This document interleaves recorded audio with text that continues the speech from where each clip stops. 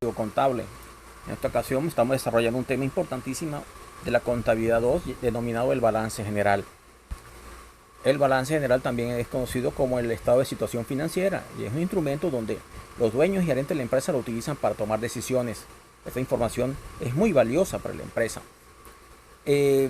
Con respecto a esta información, como un estado financiero importantísimo, nos permite evaluar la rentabilidad de la empresa, la posición financiera, la capacidad de crecimiento y el flujo de fondos.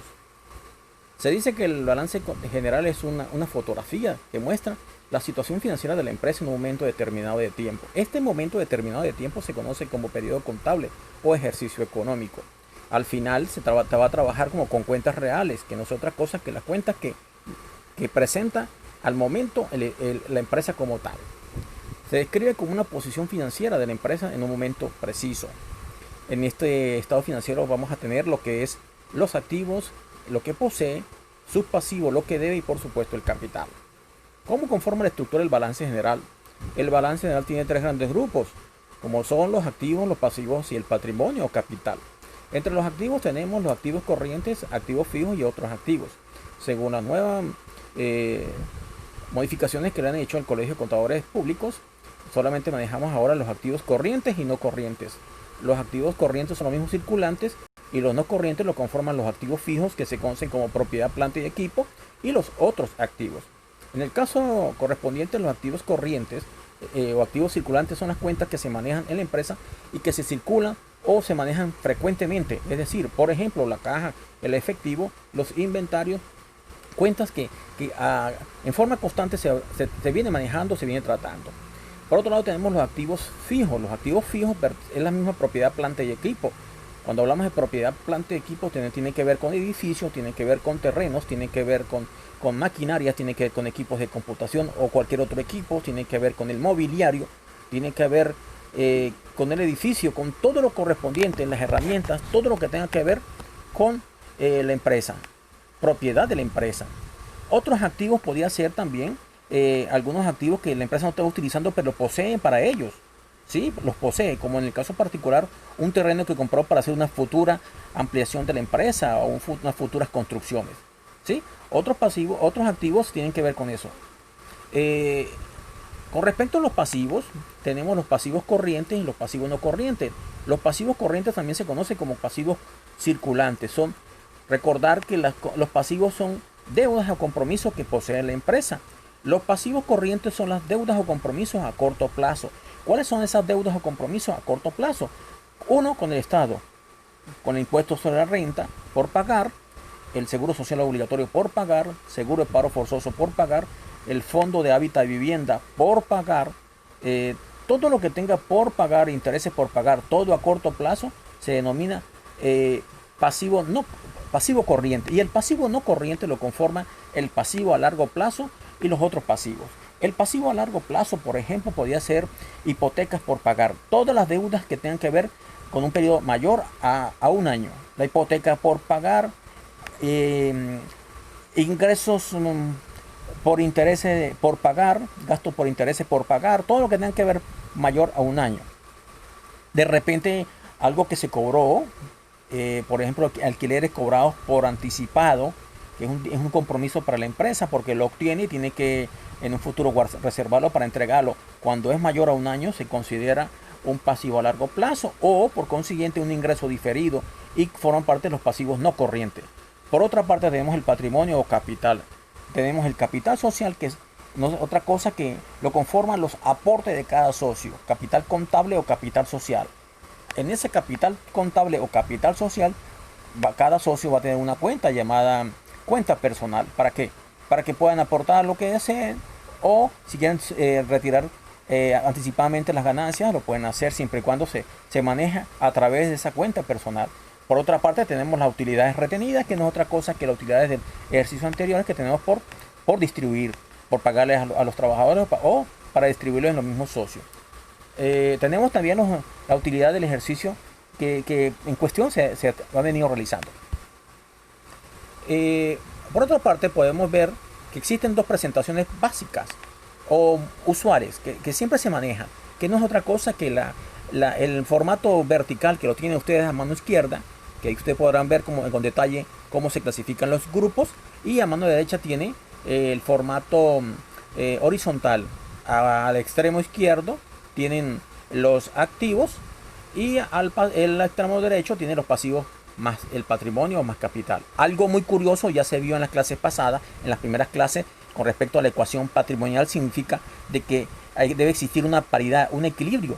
En la ecuación patrimonial me decía a mí que el activo tiene que ser igual al pasivo más capital. ¿Qué significa esto? Que una vez que hago el estado financiero debo sumar la totalidad de los activos, es decir, el activo corriente y el no corriente, y después sumar el pasivo, el total pasivo y el total capital. El total pasivo más el total capital me tiene que dar igual al activo. Esto me hace pensar de que se trabajó bien y así se cumple la ecuación patrimonial. Repito, tiene que cumplirse ese equilibrio donde el activo es igual a pasivo más capital. Ahora bien, siguiendo con el procedimiento, tenemos acá el desarrollo de la clase, tenemos el formato que yo siempre les he sugerido. El formato me dice acá cómo es la clasificación. Primeramente tiene el encabezamiento, que todo estado financiero posee encabezamiento y cuerpo. ¿Qué trae el encabezamiento? Lo mismo que los otros estados financieros: el nombre de la empresa, el estado financiero que está realizando, la fecha en que se realiza, ¿sí? Y expresado en bolívares o en la moneda de curso legal de cada país. Como podrán observar, tienen 3 columnas al lado derecho y las respectivas grupos.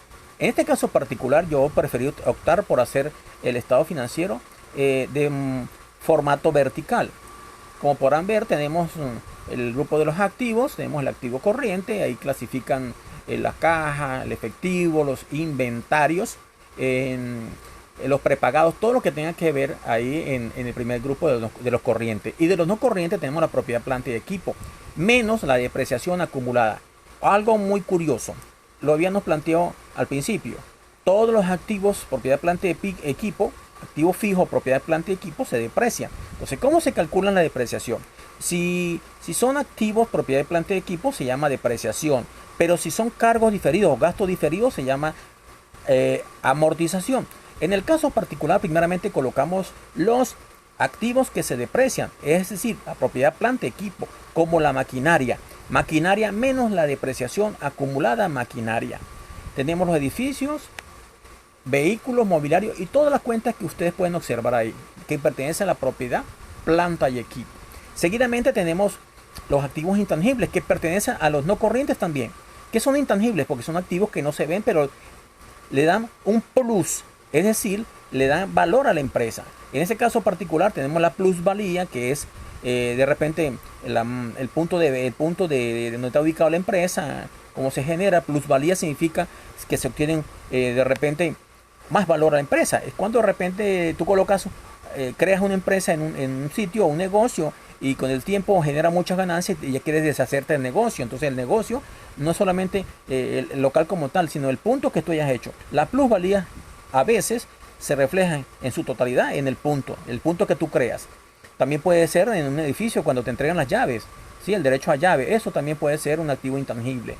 También conocemos la marca de fábrica, tenemos también la patente de fabricación, la marca de fábrica, por ejemplo, como Chemis, como Nike, ¿sí? O de repente un producto particular que usted haya producido, entonces lo registra y tiene derecho a explotar esa marca.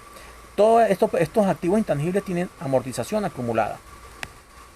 Después tenemos los pasivos corrientes y no corrientes. Como le dijimos anteriormente, los pasivos corrientes son los circulantes, las deudas a corto plazo, como el sobregiro bancario, todo lo que tenga que ser por pagar a corto plazo. Es aconsejable también que ustedes manejen este estado financiero, lo impriman, lo tengan en su poder, para ir familiarizándose con el mismo. Por último, tenemos el grupo del capital. En el capital tenemos la cuenta de capital contable o capital social, seguido de las cuentas personales. Las cuentas personales, cuando son de orden deudores, pues se resta. ¿Qué es una cuenta personal de orden deudor? Cuando el socio, en vez de ingresar dinero a su cuenta, a la empresa, le quita dinero a la empresa. Eso se ve al final de la empresa. La empresa lo observa al final del ejercicio económico. Cada socio por separado va revisando a ver cómo le quedó el saldo de esa cuenta. Si, por supuesto, como lo veníamos trabajando anteriormente, es una cuenta que si es deudora va por el debe, si es acreedora va por por el haber. Si es acreedora, significa que el socio aportó más a su capital que en vez de quitar. Si es deudora, sacó más dinero de lo que invirtió. Después tenemos la utilidad retenida y tenemos también la utilidad del ejercicio, así como las reservas. Recuerde que las reservas, existen reservas legales, ¿sí? Para enfrentar quiebras. Tenemos reservas por contingencia y reserva para futuras construcciones. Vamos a hacer un ejercicio sencillo. Aquí tenemos la empresa ABC, que presenta las siguientes cuentas reales para realizar el respectivo balance al 31/12/2017. Esta información me sirve a mí para hacer el encabezamiento.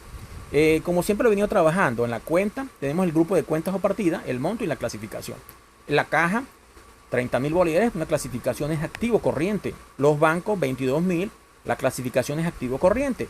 Cuentas por cobrar, 402.000, activo corriente. Inventario, 600.000, activo corriente. Seguro pagado por anticipado, que es un prepagado, es un activo corriente.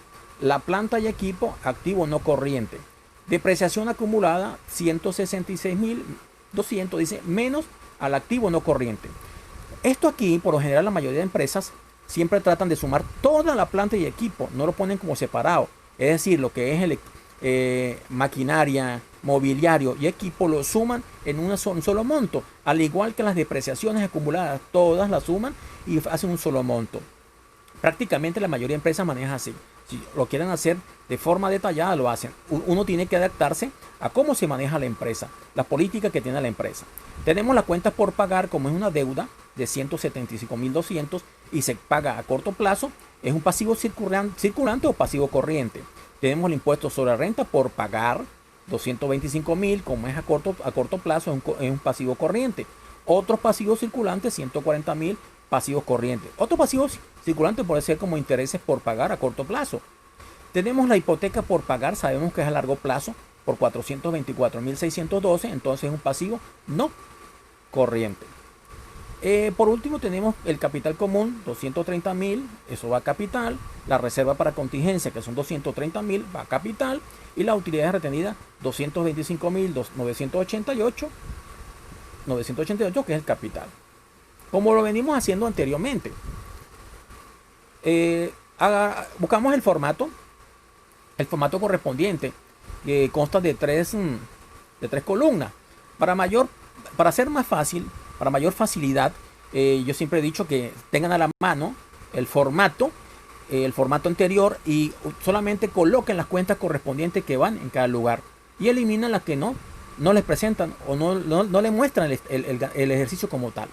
Entonces tenemos por un lado el encabezamiento, dice empresa ABC, compañía anónima, balance general al 31 de diciembre de 2017, expresado en bolívares. A diferencia del estado de ganancia y pérdida que decía del inicio al periodo que finaliza, aquí va directamente al mes que finaliza, que es el 31 de diciembre del 2017. Y por supuesto expresado en bolívares. Tenemos por un lado el activo, los activos corrientes, colocamos la caja, recordar que la primera columna va restando, la segunda columna suma, los subtotales. En la primera suma o resta, en la segunda subtotales, en la tercera totales. Tenemos la caja por 30.000, lo colocamos en la segunda columna. Los bancos 22.000, cuentas por cobrar 402.000, inventario 600.000, seguro pagado por anticipado 236.000. Entonces, ¿qué hacemos? Sumamos todo ese activo corriente y colocamos total activo corriente, que son 1.290.000. Ahora vamos a totalizar el activo no corriente. Tenemos la planta y equipo. Ojo, en el caso particular de este ejercicio, sumaron todo lo que correspondía a la planta y equipo, es decir, equipos de computación, mobiliario, vehículos, edificios. Todo lo colocaron en una sola cuenta llamada planta y equipo por 527.000 bolívares, menos la depreciación acumulada de toda esa planta y equipo por 166.200.